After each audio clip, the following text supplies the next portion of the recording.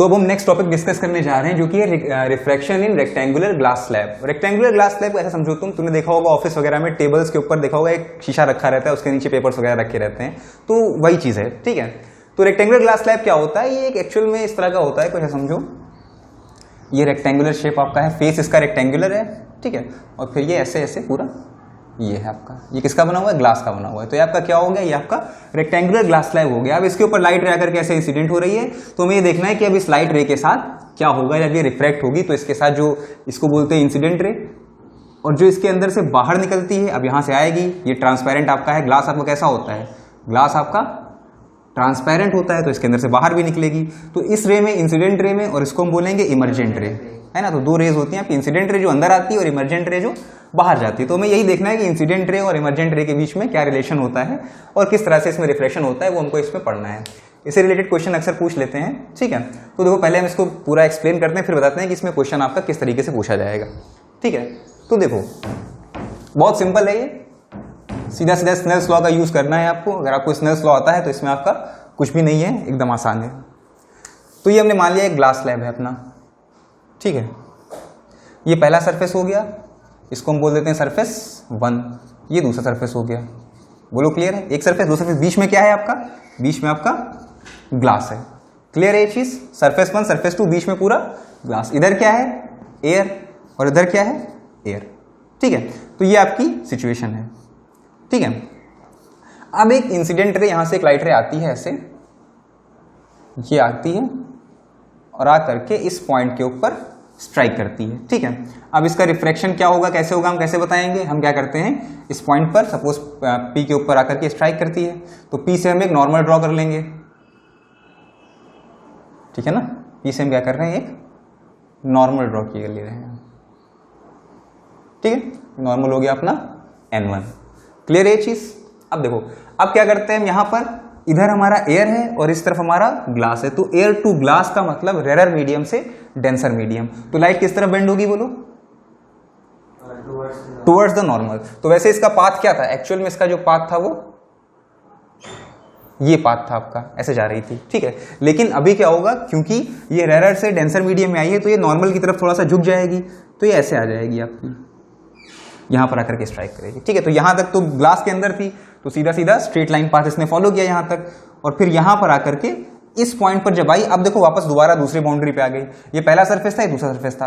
अब यहां से इसको ग्लास से किस में जाना है, एयर में जाना है, मतलब फिर मीडियम चेंज हो रहा है, और अगर वापस मीडियम चेंज हो रहा है इसका मतलब यहां पर रिफ्रैक्शन दोबारा होगा। तो पहले रिफ्रैक्शन कहां पर हुआ था, इस पॉइंट P के ऊपर, फर्स्ट सरफेस के ऊपर, और दोबारा रिफ्रैक्शन होगा इस पॉइंट यहां के ऊपर, दूसरे सरफेस के ऊपर, ठीक है।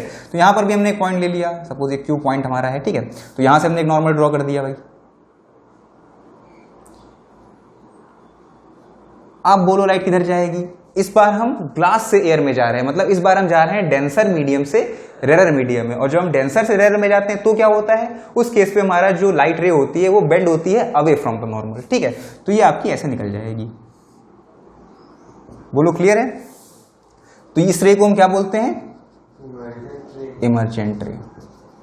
और ये कौन सी रे थी हमारी, बोलो ये बातें क्लियर हुई यहां तक।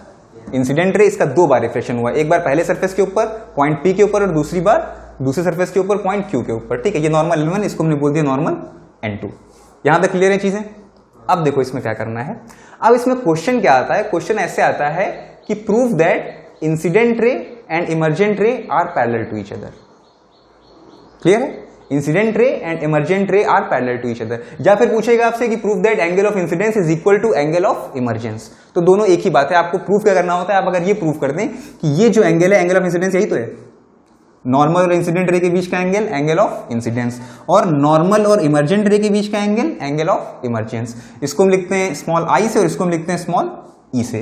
तो अगर आप आई और ई को इक्वल प्रूव कर दें तो ध्यान से देखो, अगर इस लाइन को, इंसिडेंट रे का जो पाथ पूरा आगे बढ़ा हुआ है और ये जो इमर्जेंट रे है, ये दोनों आपस में क्या है, अगर ये एंगल और ये एंगल इक्वल हो जाए तो ये दोनों, इन दोनों रेस के लिए कैसे एंगल हैं, ये दोनों ऑल्टरनेट एंगल्स हैं कि नहीं है।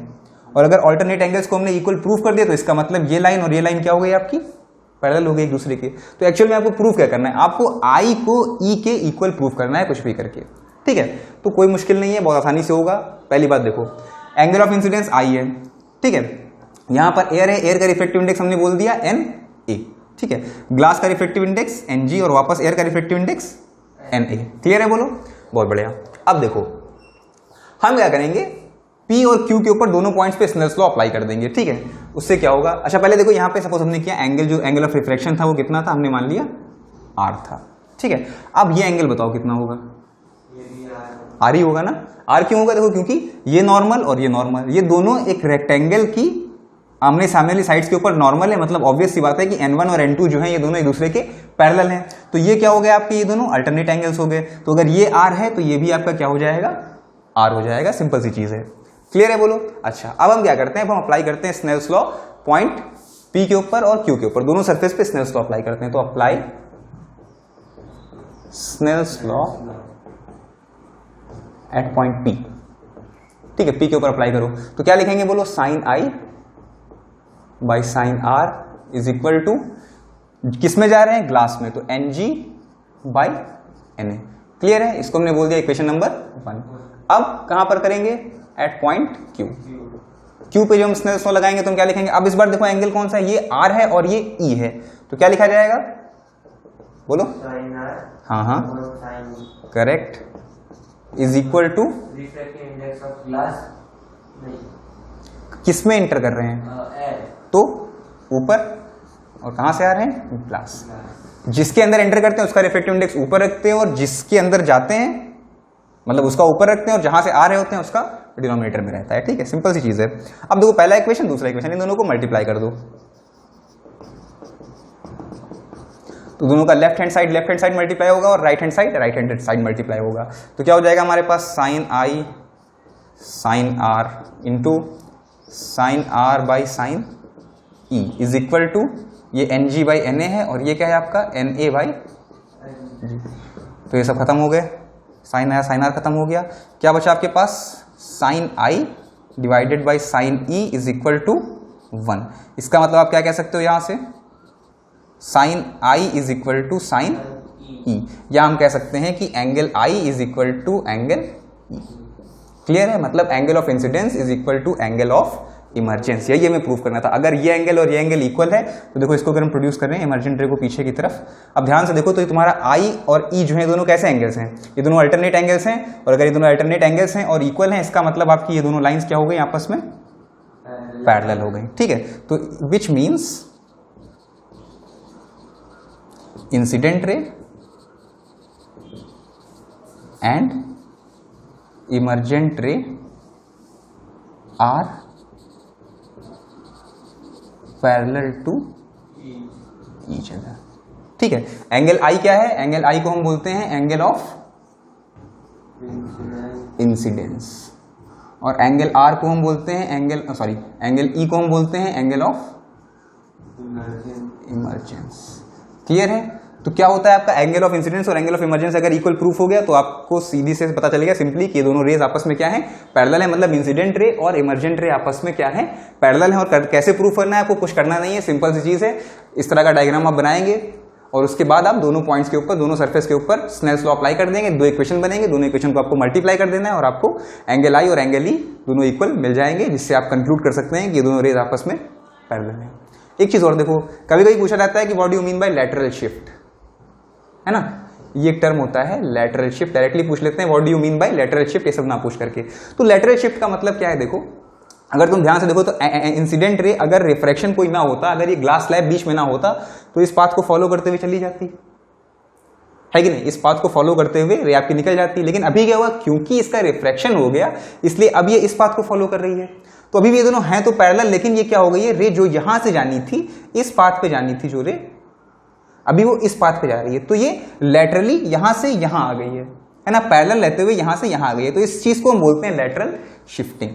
इसको बोला, ये जो चीज होती है इसे हम बोलते हैं लैटरल शिफ्ट, लैटरल डिस्प्लेसमेंट या लैटरल शिफ्ट। तो लैटरल शिफ्ट का मतलब क्या होता है, when light ray passes through the rectangular prism then it does not deviate नहीं हो रही है ये, है ना, it remains parallel to the incident ray but it is slightly shifted from its path, this is called your lateral shift.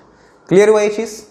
तो ये आपका था लेटरल शिफ्ट। तो इतनी बातें थी आपकी ग्लास स्लैब से रिलेटेड जो हमने सीख ली। अच्छा, लेटरल शिफ्ट आपको कैलकुलेट करना नहीं होता, ये कितना होता है, ठीक है, क्लास 12 में कैलकुलेट कराया जाता है, तो आपकी सरदर्द नहीं है ये।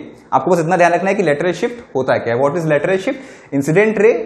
Emergent ray remains parallel to incident ray but it is slightly shifted from its path. Alright, this shifting is called lateral shift और लेटरल डिस्प्लेसमेंट। क्लियर? ये हो गया आपका, ठीक है। अच्छा, एक चीज और देखो इसमें बता देते हैं, इतना हो गया तुम्हारे काम का इतना ही है, एक्स्ट्रा थोड़ी सी एक बात ध्यान आ गई तो बता दे रहे हैं। अगर सपोज ऐसा होता कि एक के बजाय कई सारे glass slab back to back होते, है ना, सपोज यहां पर होता, ये आपका एयर से शुरू हुई एक रे, एक था यहां पर ग्लास स्लैब किसी मटेरियल का बना हुआ ग्लास का, इसका रिफ्लेक्टिव इंडेक्स सपोज N1 था, इसके बाद में कोई दूसरा आ गया, इसका रिफ्लेक्टिव इंडेक्स कुछ और है, मतलब ये ग्लास है, ये कोई और मीडियम है, उसका रिफ्लेक्टिव इंडेक्स कुछ डिफरेंट है, एक तीसरा आ गया N3 है, ऐसे ही करते करते चाहे जितने तुम बना दो कोई फर्क नहीं पड़ता। लाइट रे क्या होगी, यहां पे इंसिडेंट करेगी, बीच में से कुछ रिफ्लेक्शन होगा, इधर इधर होते होते कैसे भी कुछ भी होगा उसके साथ, आखिर में जब वो बाहर निकलेगी, है ना, तो ऑलवेज ये दोनों पैरेलल नहीं होंगे, यानी कि incident ray remains parallel to emergent ray no matter how many reflective index या how many mediums are in between. एक था यहां पर हमने करके देखा तो I और E इक्वल थे, ठीक है, चाहे इसके बीच में मल्टीपल लेयर्स ऑफ मीडियम हो तब भी आपका क्या होगा, इंसिडेंट रे और इमर्जेंट रे आपके हमेशा पैरेलल रहेंगे, ठीक है। तो ये आपकी कहानी थी refraction in a rectangular glass slab. तो इसमें इतना ही है, ये आपका हो गया, ठीक है।